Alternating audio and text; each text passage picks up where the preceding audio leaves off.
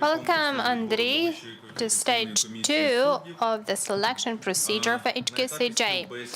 This is the interview stage. Your interview will be conducted by the Selection Commission and all of its members, including Pasichnyk, me, Ivan Mishchenko, Yevhen Mezentsev, Sergei Varlanov, Steven Markman, and Robert Brugheisen. The rapporteurs for your interview are my colleague Pasichnyk and me. Should for any reason your interview be interrupted, the Commission will definitely reach you and will reschedule the interview for a different time and day and will resume from the point where it was interrupted, should this happen. Our commissioners will be asking you questions, and they can limit the time for your answer once they've received the answer to their question. So we are kindly asking you to be precise and short while answering our questions. Before we start with our questions, we are giving you the opportunity to tell us more about your motivation, why you have applied for this selection. You can tell us about the ideas that you have about the work and reforms in the judiciary and HQCJ in particular. With that, I'm passing the floor to my colleague, Tad. Tad, you're welcome. Thank you very much, Ivan. Mr. Pasichnyk, welcome to the second stage of our competition, the interview stage. For the rest of our viewers, I will simply introduce you very, very briefly. You are 41 years of age. You hold a PhD in law, which I understand was successfully obtained in 2012. You have a variety of experience as a lawyer. You worked as a lawyer for a time. You have been an educator, and you tell us that you have worked some 14 years in educational institutions, particularly the Ukrainian Academy of Banking of the National Bank of Ukraine. And most recently, you have, since 2020, held senior positions in the National Agency on Corruption Prevention, which we have named NACP. So with that, sir, I'm going to turn the floor over to you, and we would be very interested in 3 or 4 minutes of introduction. If you would tell us a little bit more about yourself and your motivation for participating in this selection commission. The floor is yours.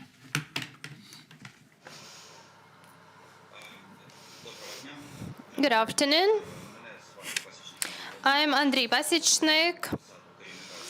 I'm currently working as the head of the Department of Complete Inspections at NACP. Very briefly about my biography. Yes, in between 2004 and 2014, I was actually an assistant professor, but simultaneously I was working as a lawyer, and then I got my license to be an attorney at law. I represented my clients in civil and administrative and commercial cases in different levels of courts, and I have first-hand experience of seeing both the strengths and the faults in the work of our courts.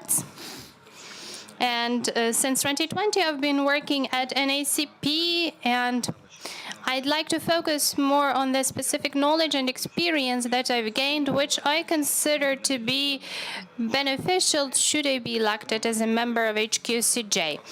In particular, I'd like to draw your attention to the fact that in 2020, when I started working at NACP, this body was transformed. There, we had some amendments introduced to the legislation. New people were hired, and we faced with the same challenges that the new HQCJ will be facing. We were creating new bylaws. We were developing new procedures for the operation of NACP, trying to avoid any conflicts, trying to be effective. We were also selecting people, and over the past 3 years, I've conducted more than 150 interviews with candidates applying for different positions within NACP. And I read hundreds of CVs and motivational letters, and I believe that this experience is also useful for a potential member of HQCJ, should I be elected. I would also like to stress that within the department that I am head of, we are checking declarations. So the main function of this department is to check whether the income of the candidates meets the lifestyle of the candidates. And I think that being able to do this comparison is one of the main criteria for identifying whether the person has integrity or not. And I've been doing this professionally for 3 years, and I believe that this experience will also come in handy. And over the time of my work, the result of our work actually was that we have compiled more than 100 decisions about having signs of administrative or even criminal offenses in the actions of public authorities, meaning people's deputies, judges, members of HCJ, members of the government.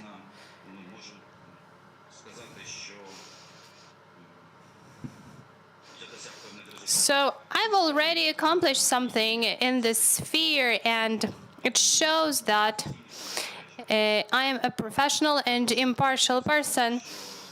And I would also like to mention that on several occasions I've heard it from members of the selection commission that NACP is using the algorithm of automated inspection of declarations, and I'm actually the head of the department that created this algorithm. And within this type of activity, we paid a lot of attention to ensuring access to state registries and databases so that information could be retrieved automatically and later on processed. And I think that this knowledge and these skills are also relevant for HQCJ because, as far as I know, there are some problems with access to databases and processing of information. And I think that's something that should be introduced into the work of HQCJ because it will save both time and effort.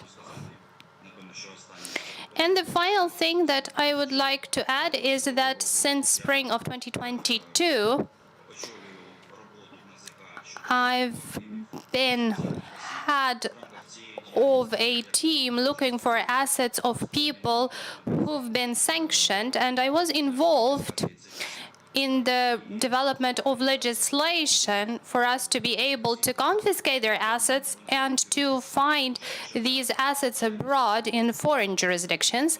I think this activity is also important and can be beneficial for HQCJ, because we have mastered the instruments of searching assets that are located in offshore jurisdictions. We've worked with several British companies that share their experience and methodology for finding such assets. So I have the knowledge and skills necessary to do that, and I believe that everything that I mentioned before is relevant for the activities of future HQCJ, and it will help me perform my duties as an HQCJ member in the most efficient way. Thank you. Yes, thank you very much for that introduction. Mr. Pasichnyk, We have information, or we received information, that in October of 2017, you crossed the border between Ukraine and traveled into the Russian Federation. I have two questions to begin with. Firstly, is our information correct? And then secondly, if it is correct, what was the purpose of you traveling into the Russian Federation in 2017?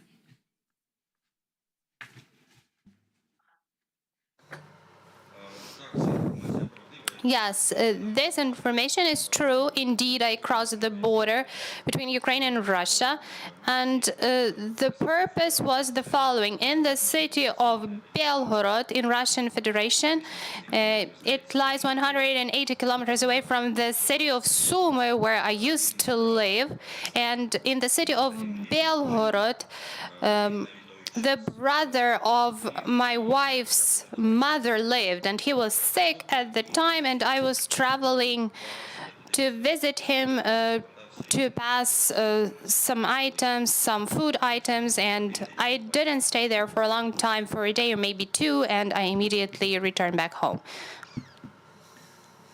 All right, thank you for that answer. I want to turn now. There are no other explanations.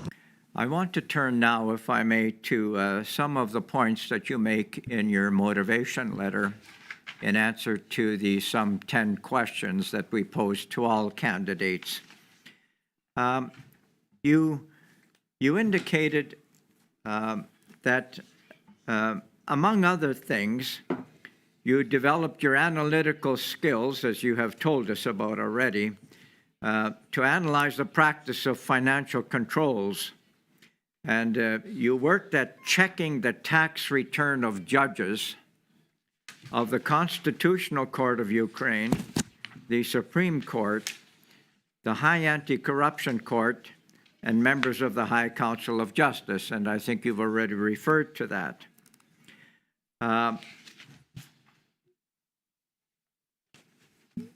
In that respect, in your introductory comments, you also seem to suggest that as a result of those inspections, you found some problems. And you go on to say that 700 tax returns were fully verified over the past 2 years under your leadership. About 100 files related to corruption and corruption-related offenses. They were identified and handed over to law enforcement agencies, including those related to deputies, civil servants, and judges. Now, I don't intend to ask you any questions about any particular individuals, but to the extent that you concluded that judges may have been involved in corruption and corruption-related offenses, what kind of activity did those corruption-related offenses involve? For example, was it bribery? Just to use one example. So, as I say, I don't want to interfere with any ongoing investigations or otherwise by any names, but we have heard the concern about corruption, concerns about corruption in the judiciary. So to the extent that you have actually concluded some exists, what kind of activities were those that led you to conclude they were potentially corruption or corruption-related?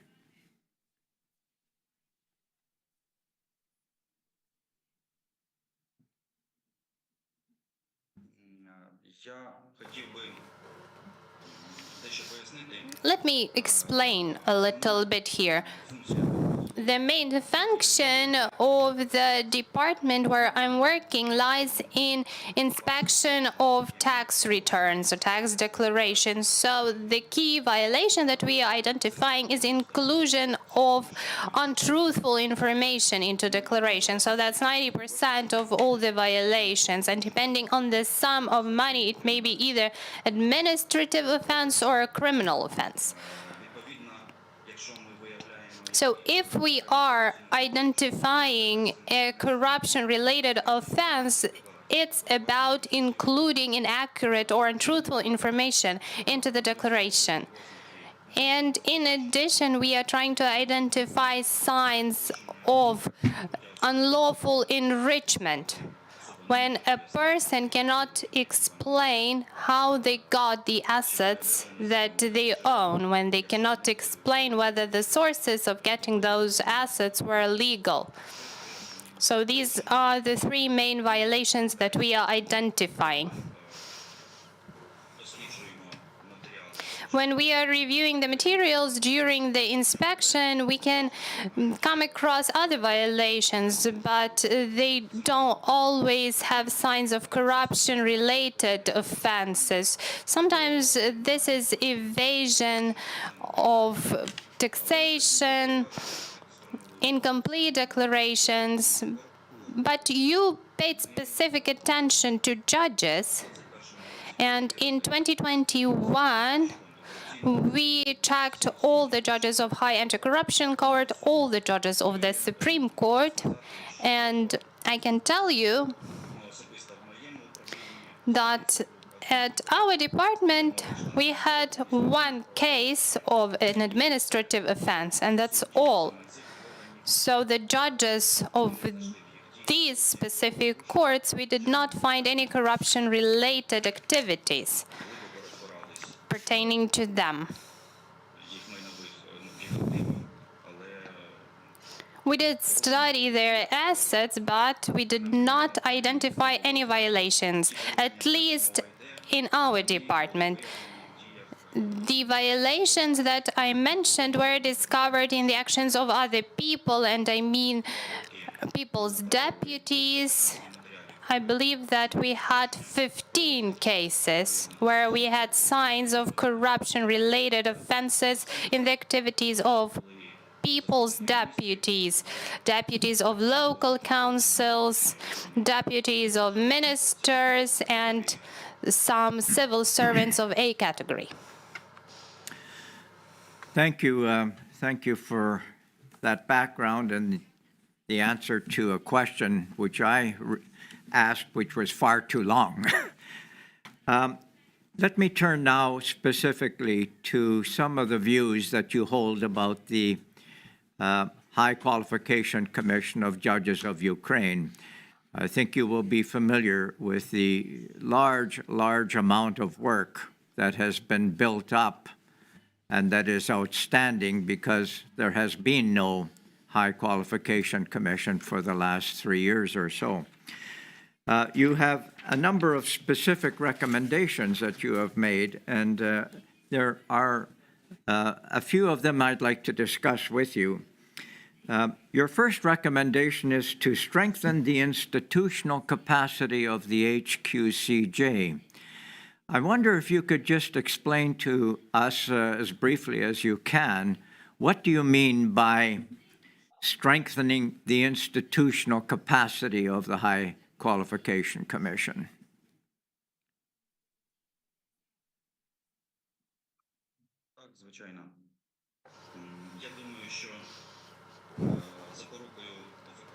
I think that the token of efficient work of any body and any organization are two components, staff and infrastructure. So when I was talking about enhancing institutional capacities, I meant the infrastructure. I'm aware that HQCJ must check the property status of the candidates, but has no access to state registries and databases, and they have to request this information from other bodies, which is not really efficient. And it would be much more efficient if they had this access and could immediately get the information that they need and process it. And secondly, if we draw an analogy with an ACP, I can hypothesize that we will face the need to process large volumes of information, and consequently, we will have to apply some automation procedures, because if we do it manually, it will require lots of resources, human resources. And number 3.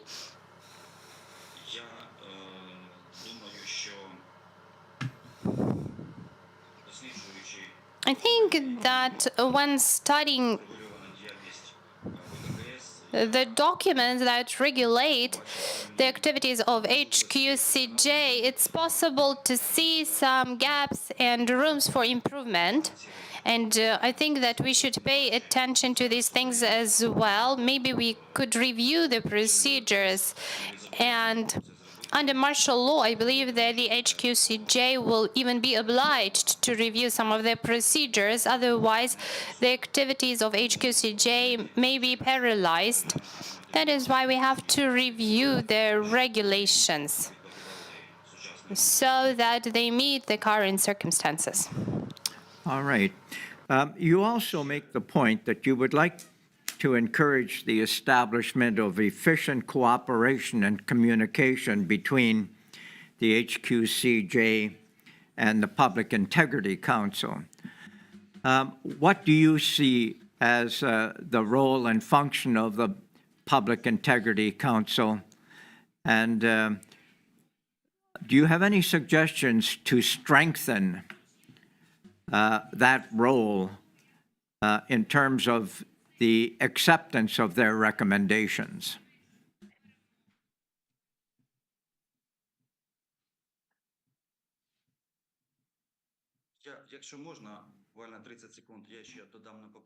If I may add to my answer for the previous question about the institutional capacity, just 30 seconds. It's really important that I add it. It's important that we have dossiers and automated processing of dossiers. Of course, we need to take into account the circumstances of martial law, and previously it was not implemented in the most efficient way. And we need to have it because it will tell us about the transparency of the selection procedures. Now, coming back to the other question about PIC, I think there are many different ways in which we can improve this cooperation between HQCJ and PIC.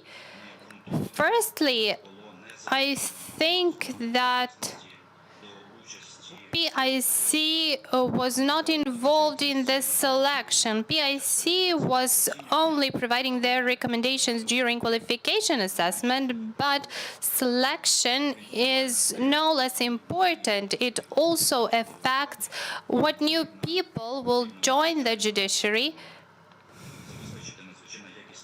So we need to ensure that the selection of new judges is also made on a high level, and the previous composition of PIC have proven themselves as efficient, as an efficient organization that try to support HQCJ in its activities, and PIC prepared quality recommendations. That's why I think PIC should be involved in the selection procedures. I realize that we must introduce amendments to legislation, and maybe this is not an issue of primary importance for HQCJ, but that's something that we need to do sometime in the future.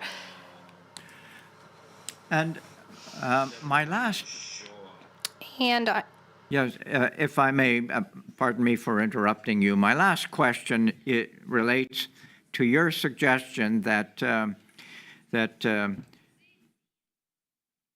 in order to encourage and protect the independence of judges, there should be a response to any illegal interference in the work of judges, and I presume that also applies to the work of the members of the HQCJ.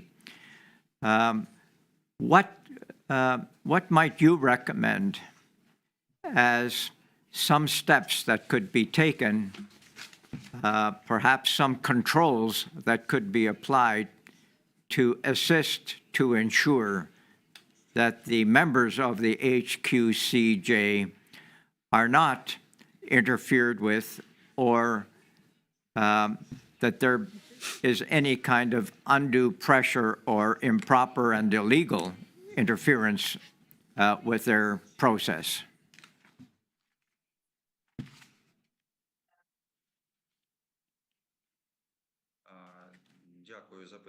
Thank you for the question. In my motivational letter, I was writing about having a kind of reputation that would exclude any desires to want to pressurize it, to get some unlawful decisions out of this body. So let me give you an example.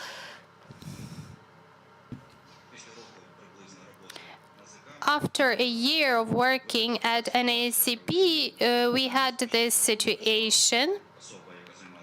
So a high-ranking official came to NACP together with their lawyer, and they discussed a protocol with us, a potential administrative offense. It all happened really quickly. We were not even expecting that.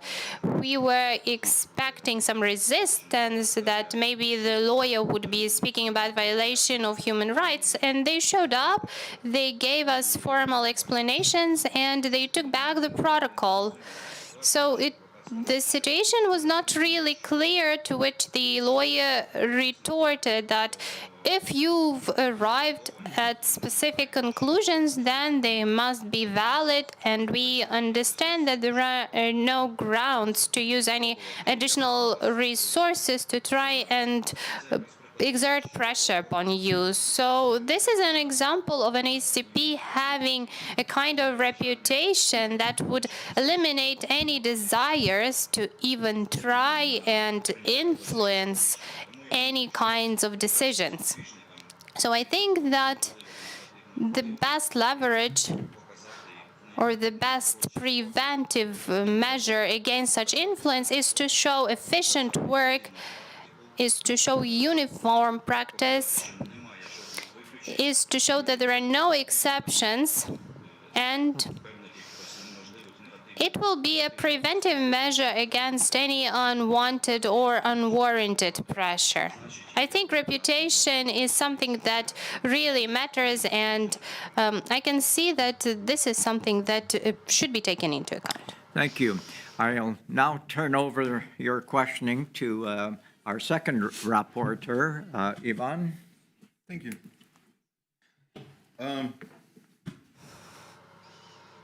Пане Андрію,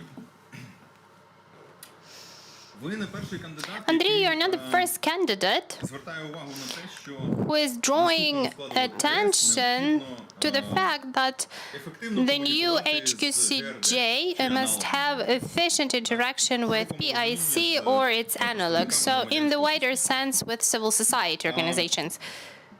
поясніть мені, будь ласка, Can you please explain to us if the HQCJ працює ефективно, is efficient належним чином досліджує and питання доброчесності, studies the integrity of candidates in a duly manner, has access to all the available databases, and is a special government body that is supposed to perform this function. What do we need the PIC for then? ви ж коли проводите перевірку декларації, When you are doing your inspections of tax returns, you're not asking for a second opinion from PIC. You're not asking them whether your inspection was correct or not. Yes, thank you for this question. I was thinking about it.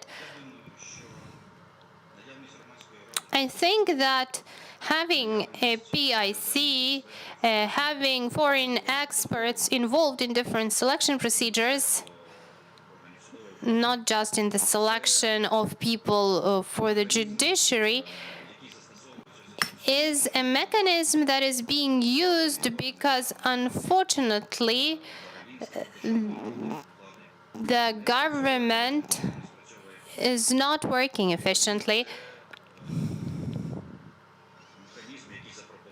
And these are the mechanisms suggested by the civil society, which allows to help some of the bodies or even make some of these government authorities and bodies perform their functions in an efficient way.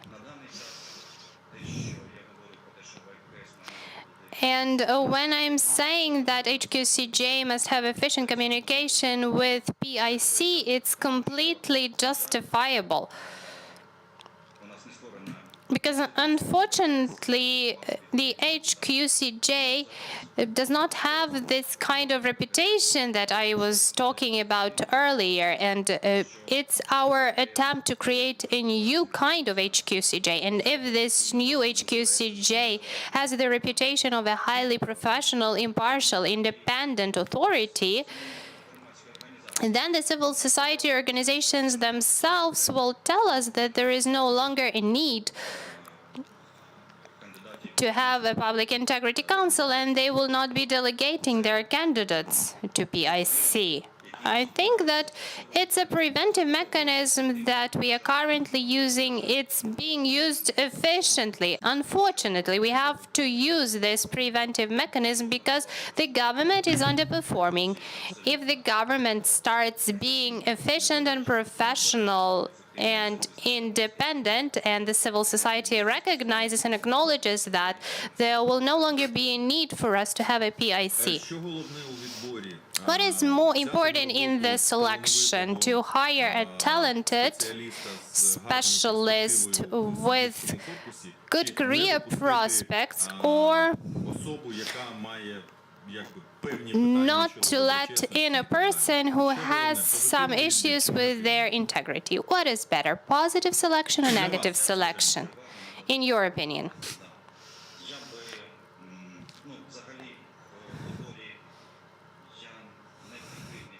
When we're talking about selection, I'm not in favor of any compromises. So when I was selecting people, of course not judges, but people who wanted to work at an ACP, so I was recommending someone only if I had no doubts about their professional competence and their moral and ethical qualities. And this is the same approach that I would like to continue using. And if we compare the moral and ethical qualities and the professional qualities, I would still give more weight to integrity, because we are talking here about values, about motivation, and a person can either have them or not. It's not something that can be developed, something that can be changed drastically. Yes, there are different opinions expressed by psychologists. Some say that values can change, while others say it's impossible.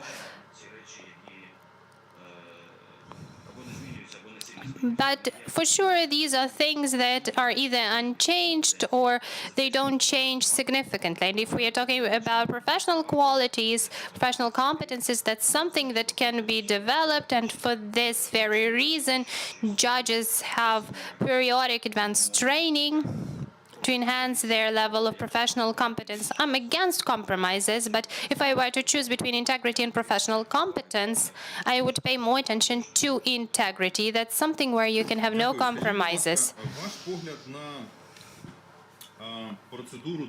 Thank you. So your opinion about the procedure of selection.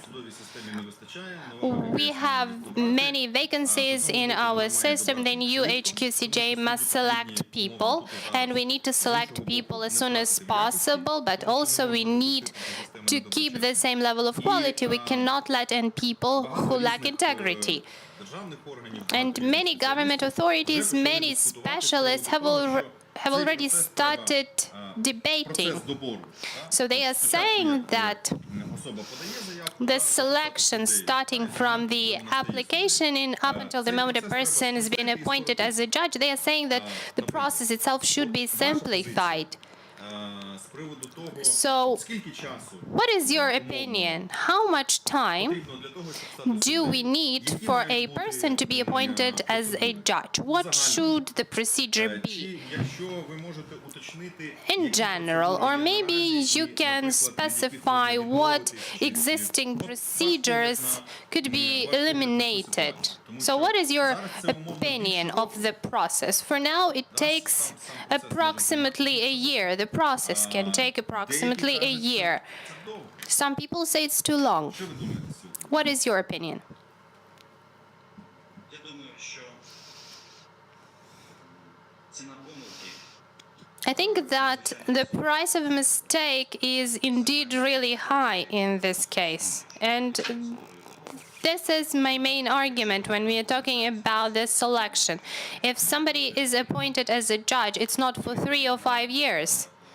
виправити потім, And якщо це буде помилка, якщо if we make this mistake and we appoint someone who lacks either moral or professional qualities, rectifying a mistake like that will be difficult.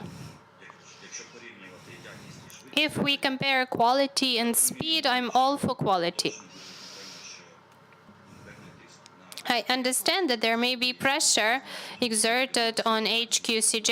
Everybody knows how many vacancies we have. We know the workload in some courts, and I realize that the new members of HQCJ may face this pressure. Everybody will be demanding quick decisions, but I'm against such quick decisions. We can have quick decisions only if they do not affect the overall quality of the process.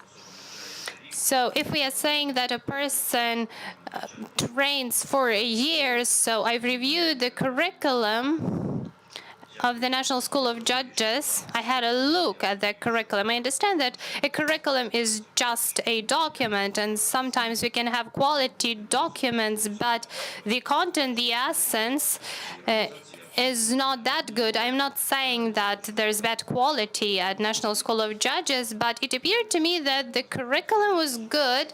So I studied the curriculum and I didn't find anything there that I would have left out. That is why I don't think we shouldn't be talking about making the duration of studies shorter.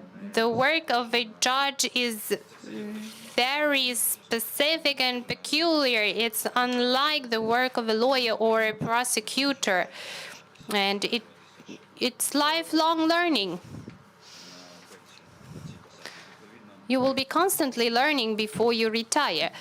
я вважаю, що я би взагалі, напевно, що дещо змінив процедуру. I would change the procedure of this selection. Незрозуміло, наприклад, чому під час процедури For instance, I don't really understand why during this selection there are no full-fledged interviews, like the ones that we are supposed to have during qualification assessment. I think that the previous HQCJ has devalued the procedure of interviews because sometimes they had up to 500 interviews within a month, and of course it's impossible to have quality interviews with this kind of number of candidates. And they are not using the dossiers. They were not using the dossiers. They were relying on special inspections, and special inspections had their limitations, and not all of the information about a person is in open access and can be found that easily. That's why I think we need to change the selection procedure, reinforce it so that we get a more quality outcome. As based on what I've mentioned at the beginning, because the price of a mistake is extremely high and rectifying the mistake will be very difficult. And moreover, we were talking about the reputation. And the HQCJ needs to earn this reputation. And I think it will be impossible to earn the kind of reputation I was talking about if we select people with some disciplinary charges, it would mean that we made a mistake. It will be a blow to the reputation of HQCJ. So, to summarize, I'm all for quality, and it should be a priority over speed. Thank you, thank you. I understood your answer. I'm now passing the floor to my colleague, Robert. You're welcome. Yes, good afternoon, Robert Broekhuizen. You have no experience within, let's say, the environment of the judiciary, do you?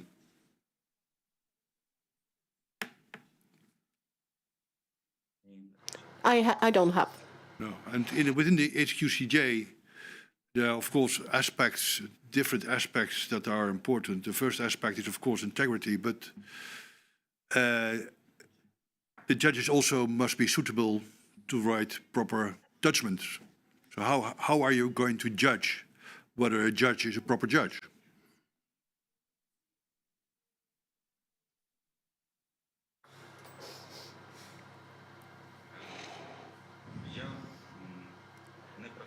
Well, I really don't have experience of working in the court environment, but since 2004 and up till present, I've been dealing with legal practice.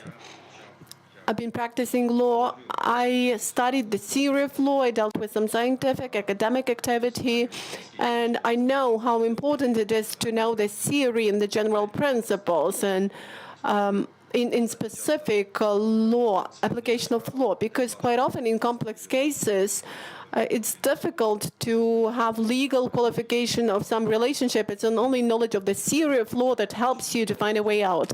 I've been practicing law since 2004. I'm doing this now, and within my practical activity, I participated in different court hearings and different court disputes. To tell the truth, I didn't work a lot with criminal procedure, but as far as commercial proceedings, administrative, civil proceedings are concerned, I was involved in hundreds of cases in court hearings, and these were courts of different instances, starting with the trial courts and up to cassation courts. So I've got experience in that, and I would say I have the understanding of the requirements set for judges. I know how the judge should act in order to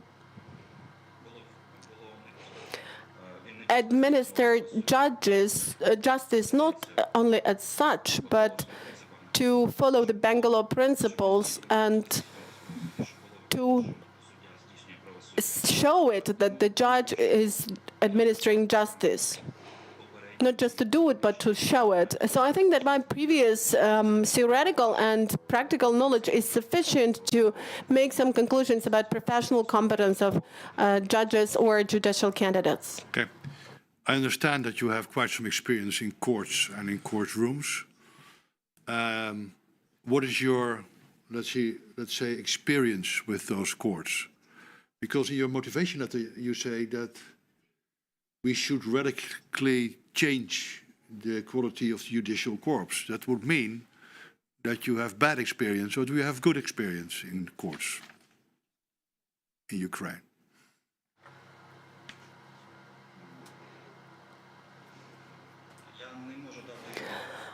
I cannot give a clear, unambiguous answer as to whether this experience is negative or positive.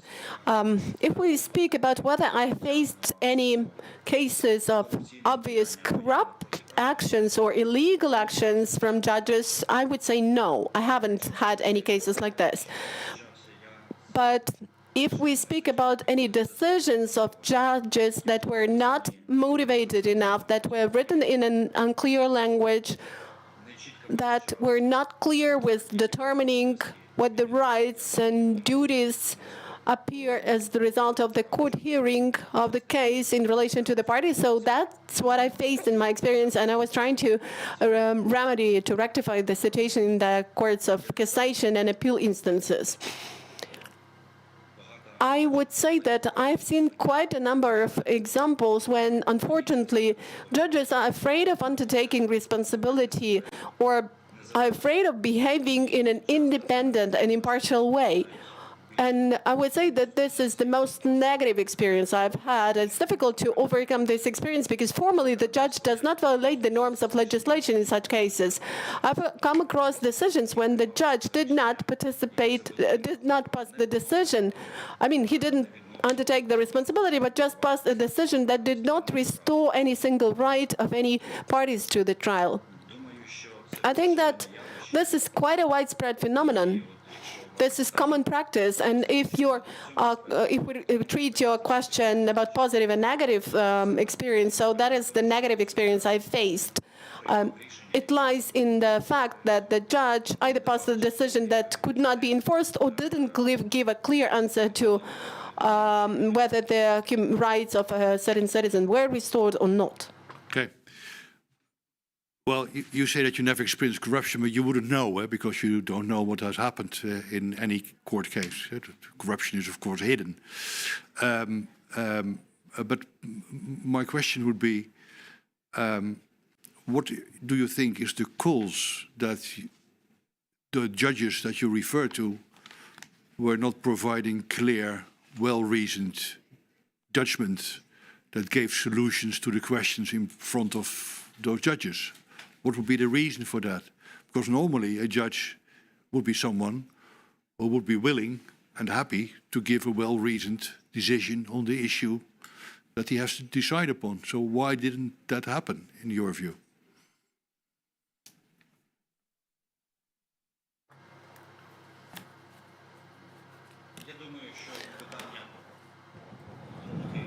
I think that this is a wider question than just the question related to judges. I can see similar things now when I work as a civil servant. I see similar actions in civil servants of different levels of government. I think that the reasons that cause this are general distrust of the society in the authorities, and that is a much wider issue. During the interviews, you have often been asking questions how level of trust in the society in courts should be raised. But that is a deeper question. Here is a rhetoric question. And does the judge really trust the lawyer, the attorney? Does the judge trust the prosecutor that he will not be abusing his procedural rights? So that is the issue of general trust. Whether judge trusts another judge, if it so happens that a judge becomes one day a claimant or a respondent in the case. So there is a general problem of lack of trust in the state as such. But that's not an answer to the question. Because you say to me that you have experienced in court that judges may not give justice for whatever reason. You may have judgment where not the issue in front of them are decided, or you get badly reasoned judgments, or there are other things that you do not like. And this is not about the trust of society in the judge, because I understand if this happens, that society has no trust in the judge.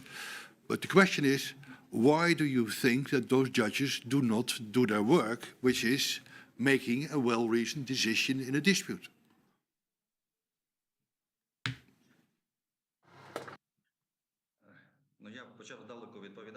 Well, probably I started my answer from some distance, but getting back to the immediate answer, I would like to say that my judgment is that judge, as a lot of other representatives of state authorities, have to select, not have to, but select between taking the right action and having the decision that for which he will not be disciplined or brought to any account. So he passes the decision for which he definitely will not be punished. Punished, I mean, not only legal responsibility. Why so? Why does he not want to risk and change the practice or something like this? Or why does he want to pass a decision where he would restore the rights? He writes a decision that actually does not restore any rights. I think that the reason is that a judge, as any other representative of the authorities of the government who chooses the wrong option in this situation, does not trust the authorities, does not trust the government. A judge considers that if this issue is considered in the Court of Appeal or Court of Cassation, there will be not high-quality approach to consideration, and the appeal instance will decide that the decision has been wrong, and the cassation instance will not be willing to pass any categorical decision, some new decision, or change the practice in certain type of legal relationship. So that is all about lack of trust in the vertical line of the government, and this means that a person, while selecting between taking a risky decision but the right decision and taking the unrisky but probably not a right decision, chooses the second option because just knows that in any way there will be no punishment for that, no responsibility for that.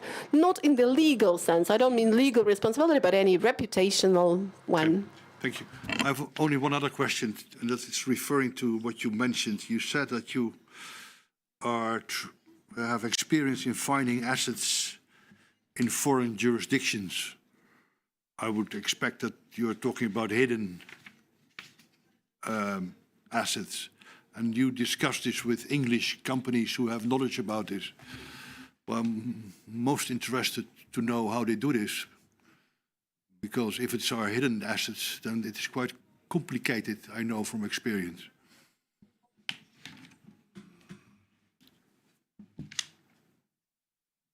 Так, звичайно, але ми намагаємось. Yeah, sure, it's difficult to work with this issue, but anyway, we try to. We try to find indirect evidence. Of course, you cannot find direct evidence. It's almost impossible. People hide it. They write it for some pretended owners. They create some deep chains of ownership when the final beneficiary, final owner is some 50 companies away from the main asset. But we try to analyze the information and to detect the information that could be used as some indirect evidence and confirm our conclusions. For example, a person sells an asset and we see whether the management has changed, or we look for some registers. For example, the registers in Cyprus give the auditor's opinion. So we investigate these audit reports and see financial transactions, whether their beneficiaries have changed or not, beneficiaries of certain agreements. Quite often the owner changes, but the assets go to the same accounts as they used to, and so on and so forth. So normally we try to find some indirect evidence. And if there is a critical mass of this evidence, this helps us make a conclusion that a certain person is a real owner of a certain asset. And by the way, it's a little bit easier for us because we do it not within criminal proceedings, but within administrative proceedings. And we have to apply, according to our legislation, a not reasonable judgment, but the overcoming of one type of evidence over the other one. So it's easier for us to pass decisions, because if we have much more evidence about that, then we can pass a decision. And if companies spend years on hiding assets, it's difficult to, of course, find indirect evidence. So we are grounding our judgments on indirect, not direct evidence. Well, a method may be to use tax treaties to find out what the real background is from those assets, or you can use, for instance, UBO information behind bank accounts. Are that possibilities you are using?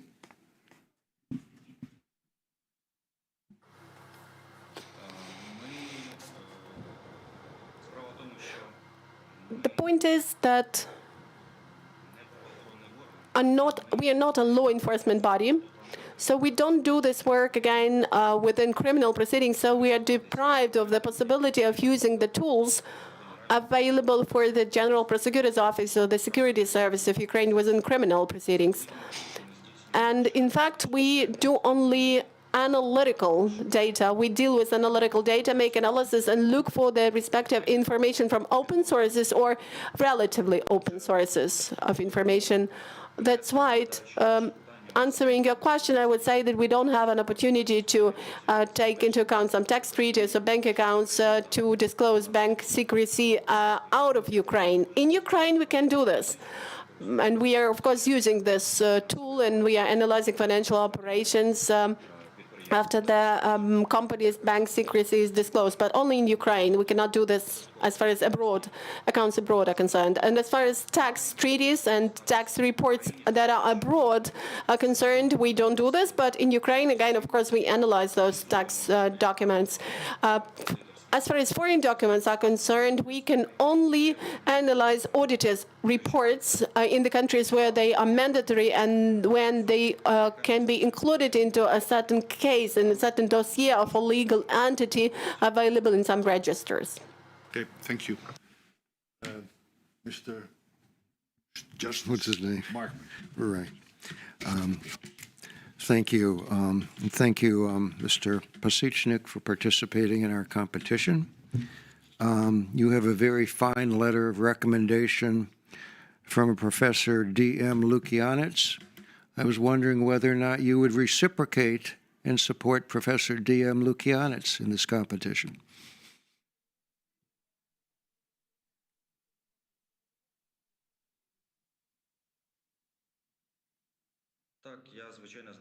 Yes, of course, I know that he also participates in this selection procedure, and of course, I support his candidacy. I will be happy if he wins and becomes a member of the HQCJ, because I'm sure that he is a very good candidate and he will cope with his duties. Well, it speaks well of both of you that you support each other. I think you make a very excellent point when you say the price of a mistake is very high on the High Qualification Commission. I'd say the same thing about the Selection Commission, except the price of a mistake is slightly more diluted here, given that we have 16 people on the commission as opposed to a single judge sitting on the court in which he's presiding. But I hope you bear that in mind over time, and I think it's important if you're elevated to the High Qualifications Commission that we have a very deliberative and considered and full process. Does that seem to make sense to you in terms of attempting to avoid a mistake?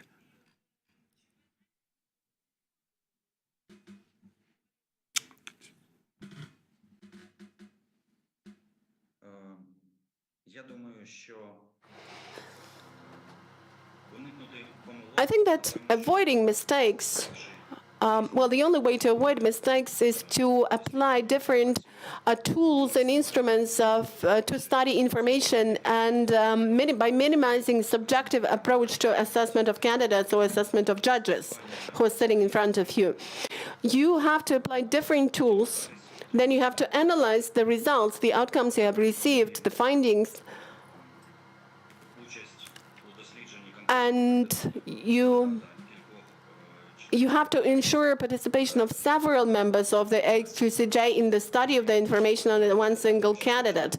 And I think that this will minimize their probability of mistakes by the HQCJ. And besides that, let me mention that I was trying to analyze the activity of the HQCJ on the basis of some internal documents of the HQCJ, and I would say that I would change something in the procedures. Again, this would be done in order to minimize the level of mistakes made. And already today I have mentioned that probably during the selection we should have an interview. That is a mandatory component. I think that we should also involve the PIC during the selection, during the qualification assessment, because this will also help us minimize the risks and avoid as many mistakes as possible.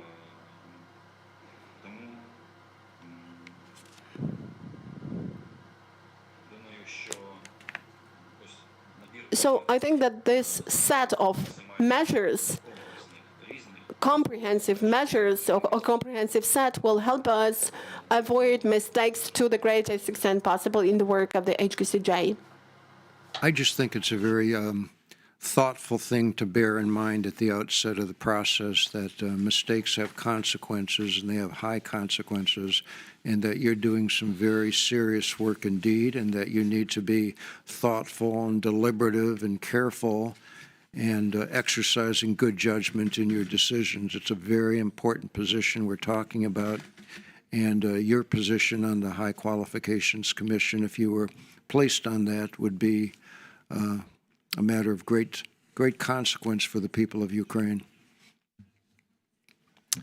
We're, of course, thinking about a constitutional institution when we consider the High Qualifications Commission. And I look at your statements, and you make a number of very thoughtful statements in your motivation, but it does seem to me that you have a fairly exaggerated point of view concerning the role of the judiciary. And let me explain that. You say, for example, in your motivation, that the judicial branch among the three branches of government is of decisive importance, and it is the judiciary branch that should set the standards of integrity and distribute them to other state bodies. That seems to me kind of a grandiose understanding of the constitutional relationships. I don't know that the Verkhovna Rada or the executive branch would be looking to the High Qualifications Commission, or with all respect to its individual members, to distribute standards of integrity and explain and provide guidance to them in the way that you seem to be suggesting. Am I misreading what you're saying? Once again, you're talking about a constitutional institution here, so your loyalty can't only be to the judicial branch of government. It has to be to all the constitutional institutions and practices of Ukraine. And I'm wondering whether you think that's a fair rendition of what the relationship is between the judicial branch and specifically the High Qualifications Commission and the other two branches of the Ukrainian government.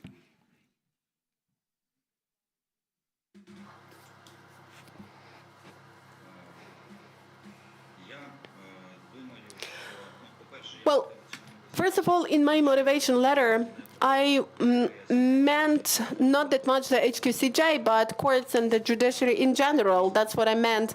And I really indicated in my motivation letter that I think that this branch of power, well, probably it's not a priority one, but I think that, and I would confirm these words of mine, I understand that there is distribution according to the Constitution, distribution of powers among three branches of power. And I understand what you mean. I understand that they should be independent from each other. In particular, the judiciary should be independent. But in case there arise any illegal practices or conflict situations between the representatives of different branches of power, normally, it is court that has to determine what the final point of resolution of the conflict is going to be. And it is court that determines what is legal, what is illegal, what is fair, what is not. And in that way, via specific cases and specific actions, court can actually influence the whole branch of power, or by determining certain standards of behavior. And via specific decisions, well, I wouldn't say it dictates, but it points at the standards the executive authorities or lawmaking authorities should be guided by. So that's what I meant, and it's kind of soft power that can be applied to guide the other branches of power, and via specific cases and decisions, the judiciary could give certain messages to other branches of power as to what would be right and fair, what would be corresponding to legislation or not. That's what I meant by saying that I consider that out of the three branches of power, the judiciary branch of power is of critical importance in the issues of legitimacy, in the issues of fighting corruption, and in the issues of development of institutional capacity of the state in general, as well as in the issues of revival of trust in the state bodies. It seems to me that still the judiciary is of critical importance here. I think that's a good supplemental explanation. Along the same lines, you later say, of course, that the HQCJ has an obligation to promote the independence of judges and to respond to any illegal interference with their work. I accept that, but I ask a similar question. What is it that the judiciary can do that would possibly illegally interfere with the other branches of government? And what are you going to do to try to ensure that we place people on the judiciary who will not be inclined to illegally interfere with the other branches of government?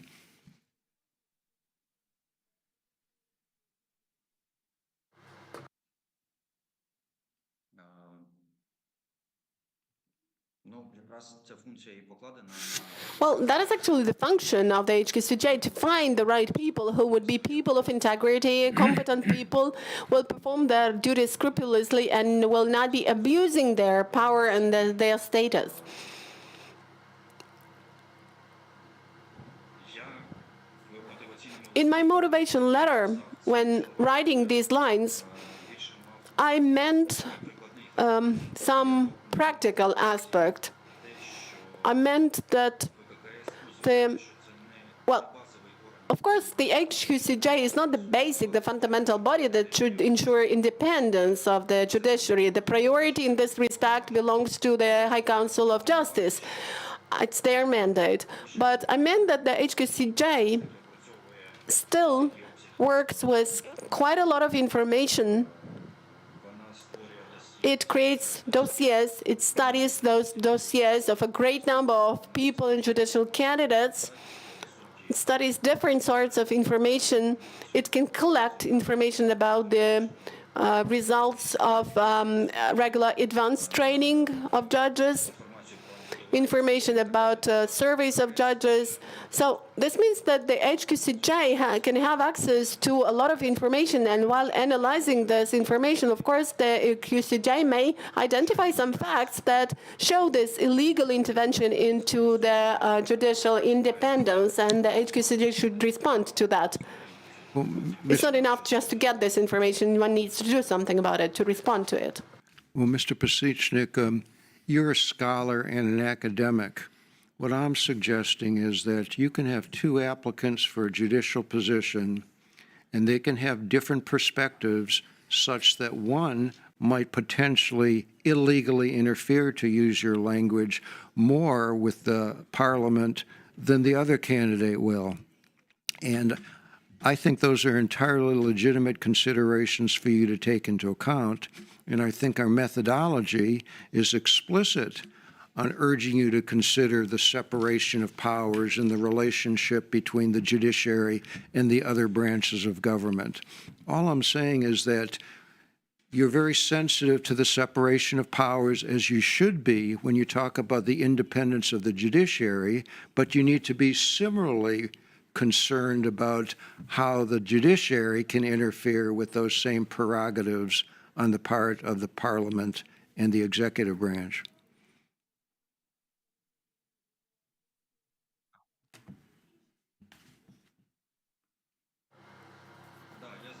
Well, now I have come to understand. I didn't understand what you mean, the context of your question first. Yes, you're absolutely right when you say about this double risk.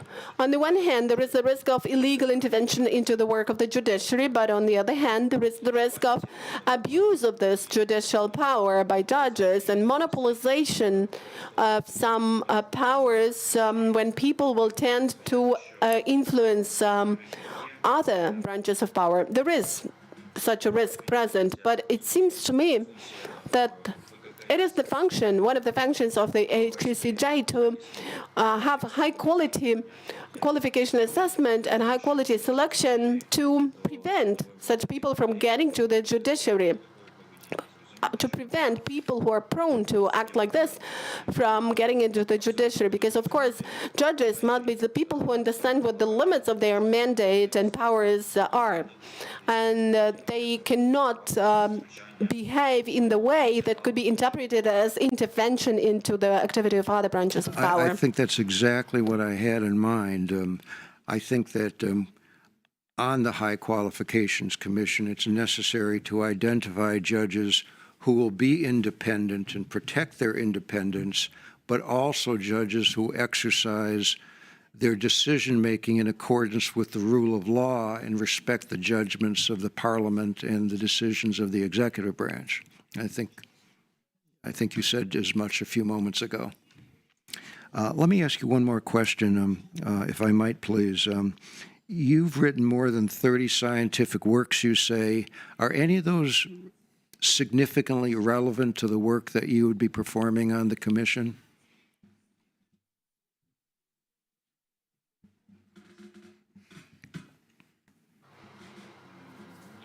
No, unfortunately, no. The range of my scientific interest was a little bit different. It was all about administrative law, law, and the general theory of law, subjects of law. I did not study any procedural issues, and I did not study any issues related to constitutional law or establishment of judicial bodies. That's why I don't have any scientific articles dedicated to this range of issues. Let me correct myself and ask you one more thing, if I can, please. You say that one of your objectives would be to minimize the subjective approach during the selection and qualification assessment. To me, this kind of communicates tests, IQ tests, psychological tests, aptitude tests. I would just encourage you to look carefully at the methodology and all the qualities and characteristics and aspects of what the methodology suggests are required of a good jurist, and inquire in your own mind whether all those things are easily susceptible to demonstration by tests, or whether or not there is a continued role for more subjective determinations in this process.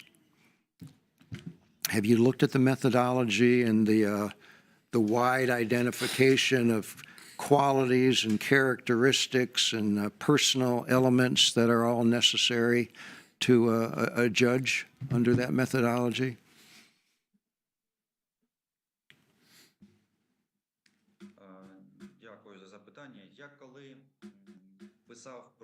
Well, thank you for the question. When I was writing about minimizing subjective approach, I meant a little bit different thing. I did not talk about the application of test methodologies only and exclusion of any contact between the members of the HQCJ and judges or judicial candidates. I rather meant that we should exclude subjective approach of one person. There should be not one person who assesses the candidate. I don't mind to having interviews. I'm in favor of interviews, but it's one thing when only one person, one member of the HQCJ has this interview, and it's an absolutely different situation when several people have this interview, and their decision is to be of better quality, of course, and that means avoiding this subjectivity. Or, for example, you know that the previous composition of the HQCJ had some problems, and the problem was that some members of the HQCJ interpreted one situation as a conflict of interest, but other members of the HQCJ claimed that there is no conflict of interest. Or that one person said that since some information was not included into the declaration and as their hiding of information and as a violation of law, but others claimed that this is not violation, this is just a mistake. So, I meant that we, of course, should have contact with people, personal contact, in the selection process, but we should apply the mechanism that will ensure elimination of subjective approach of only one person to passing a decision on the candidate, whether the candidate meets the eligibility criteria or not. That's what I meant by this minimizing of subjectivity. Well, again, I appreciate your clarification. I'm just suggesting that this is not an algorithmic process. This is one in which, just like our commission, it's not an algorithmic process. You're going to have to make very difficult decisions of discretion and judgment, and I think that's essentially unavoidable. But anyway, thank you very much for your time. I appreciate it, and I'll pass you on to my colleague, Judge Verlanov. Дякую, пан Стівен. Thank you, Stephen. Пане Андрію, доброго дня. Good afternoon, Andrii. У мене буде до вас I will змісту запитання. have the following question. During the interview, you provided some explanations Приймали участь у проведенні. saying that you participated in the selection process. As far as I understood, this was the selection process to the National Agency of Corruption Prevention, right? Am I right? Так, чи ні? Yes. Чуєте мене? Can you hear me?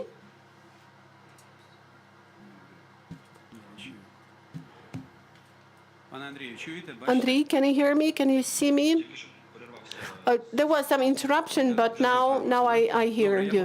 Okay, let me repeat my question. So you provided some explanations saying that you participated in the selection process, and I've come to understand that this was selection of staff for the National Agency for Corruption Prevention. Am I right? Yes. Скажіть, будь ласка, Please tell us the following. From your experience, what are the problems that you faced during assessment of candidates? Чи були такі проблеми? Where are Як ви there їх problems? Were there any challenges, and how did you solve them?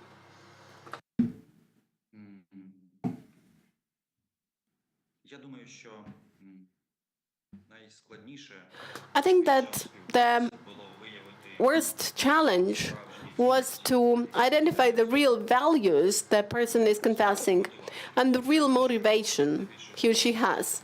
And the major problem during the interview is that a person is trying to provide the answers that are expected by the commission in a way.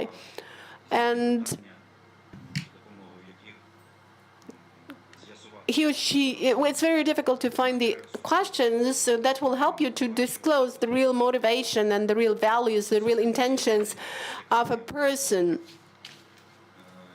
at the interview.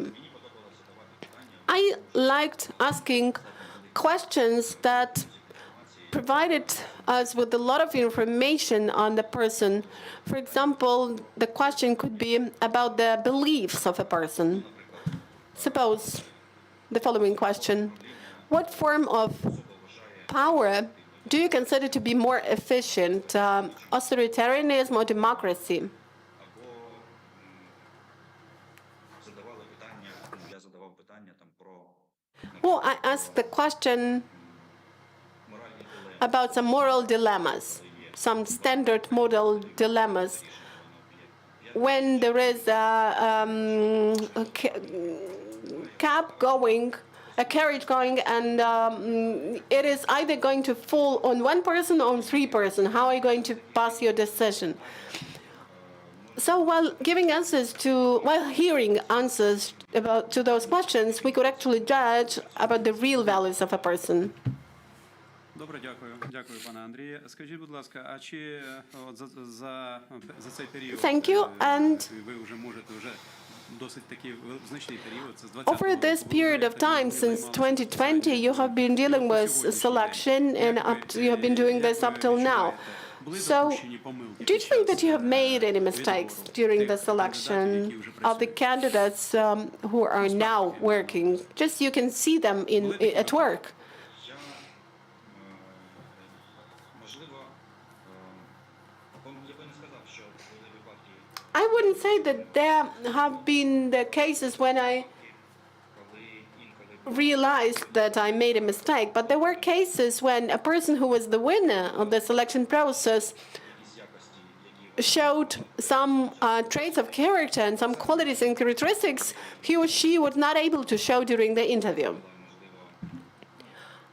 And there were cases when a person showed some knowledge gaps But it seems to me that this is just an objective process. Of course, the interview is just one of the methods, and during the interview, you cannot find all objective information about the person. Недаремно в провідних компаніях світу That's why the leading companies of the world and HR companies dealing with staff selection mostly have, after the testing and after the interview, some probation period.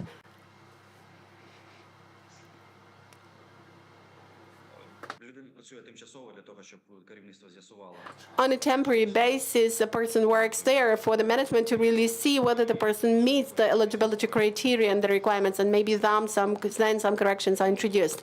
So I wouldn't say that there have been some mistakes I have realized, but after the interview, people either showed some new characteristics or probably some gaps could be identified in terms of their knowledge. There have been things like this.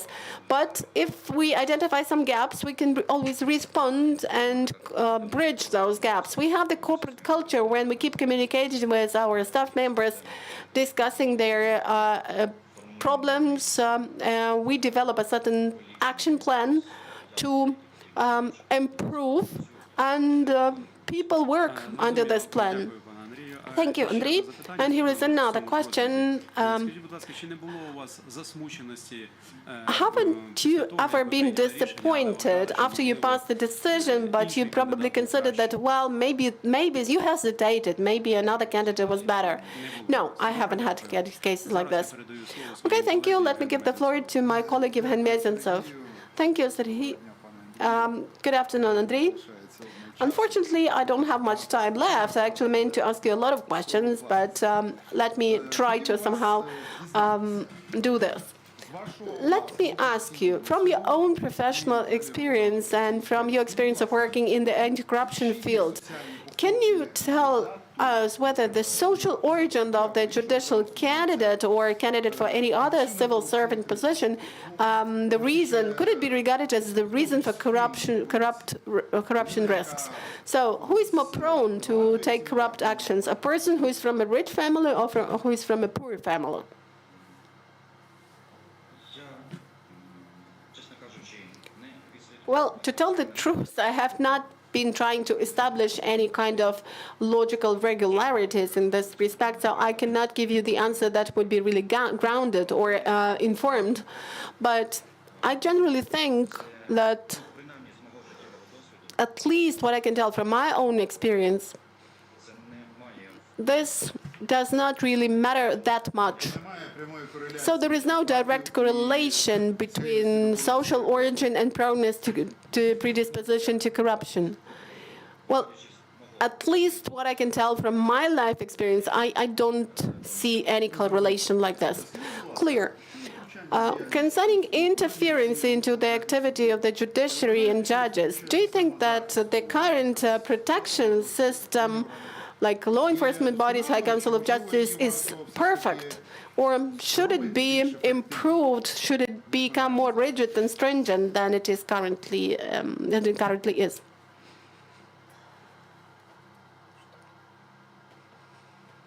Я думаю, що I think that any system can always be improved and developed. There is always room for perfection. я, на жаль, не володію дуже Unfortunately, I don't have enough information здійснені concerning the Вищої ради правосуддя. response measures taken by the High Council of Justice in response to specific messages related to intervention into the activity of judges. And by the way, I wanted to clarify this issue before the interview when I was getting ready with the interview.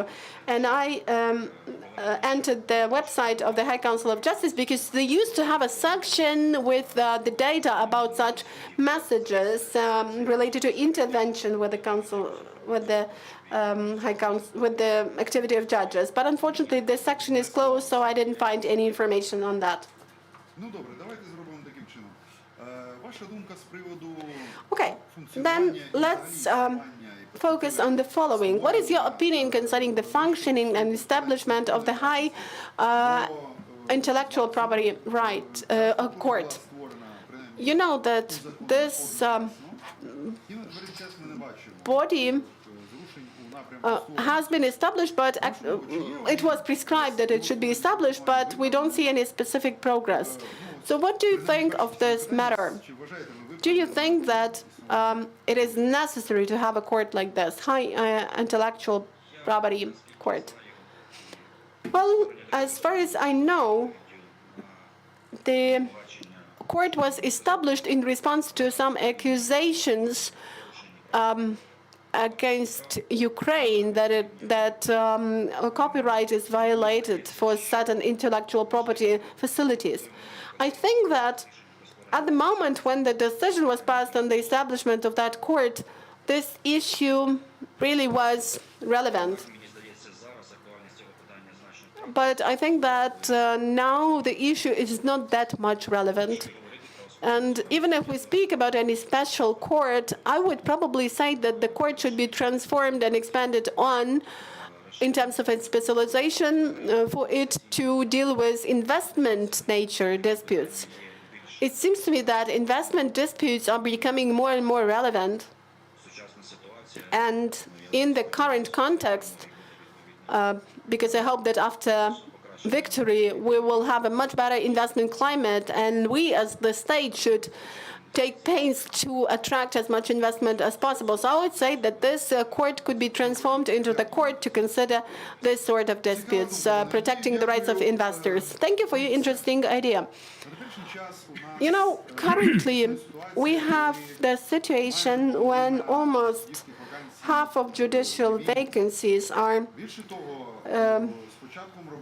not filled. And when the High Council of Justice has started functioning, but we can see the outflow of people, of judges, because a lot of judges who are entitled to retirement, who have worked for 20 years, are retiring. So this means that the number of vacancies is going to rise rapidly. And this means that Ukraine will have this sort of global situation when experienced judges, let's call them veterans, will constitute less than a half of the overall corpus of judges. And within a short period of time, new young judges will be selected on the basis of the new terms of selection by the new members of the HQCJ, following new requirements, under the control of the PIC. That will be a new generation with different approaches, probably different intellectual level, but anyway, any different level of perception of corruption. Will this not lead in the future to a sudden conflict and opposition between these two generations of judges, veterans and young freshman judges?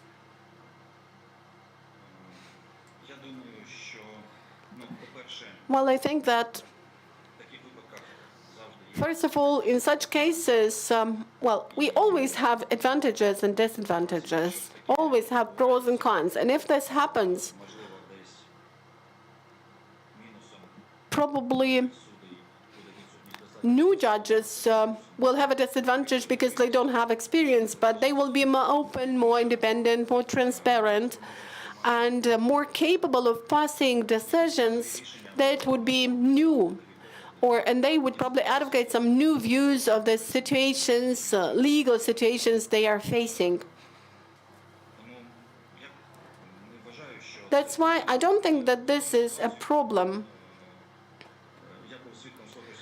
I witnessed a similar situation in NACP. We had a similar story because in 2022 we got very many new people in this body. And I think that it all depends on how we communicate about those changes.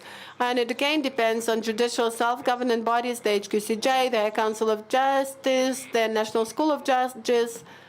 It depends on how they manage to help to bridge those gaps between the two generations and have some informal team building probably during some congresses of judges. And I think that if there is a system dealing with overcoming of the risks you have mentioned, the risk will be minimized. This doesn't mean that we may include those risks, but at least they could be reduced to the acceptable level. Well, we don't have more time left, so Mr. Chairman. Пане Андрій, у вас є 2 Andrii, you've got 2 minutes to sum it all up.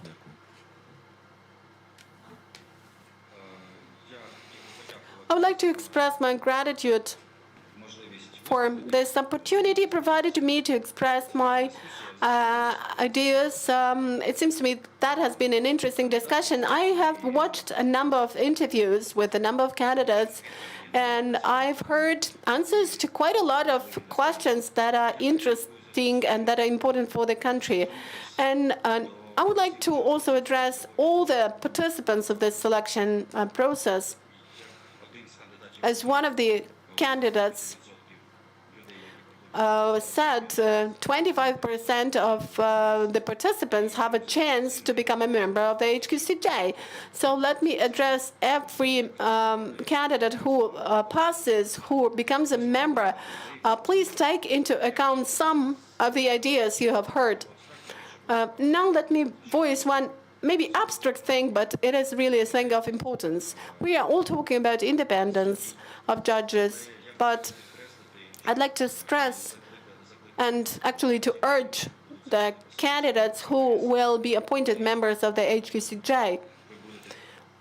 When you make assessment of judicial candidates and incumbent judges, please pay attention not only to the functional component, functional independence, but also please mind that there should not be any reputational independence. I mean that all judges have to understand that they are all interrelated in terms of their reputation, and specific decisions of a specific judge really affect the perception of the whole judiciary. And if all judges understand that they are responsible for the overall reputation of the judiciary, I think that this will enhance the judiciary and will ensure administration of justice and passing of informed, substantiated, reasonable decisions. Thank you. Thank you, Andrii. So the interview is over. Stay safe. Goodbye. Thank you. Goodbye.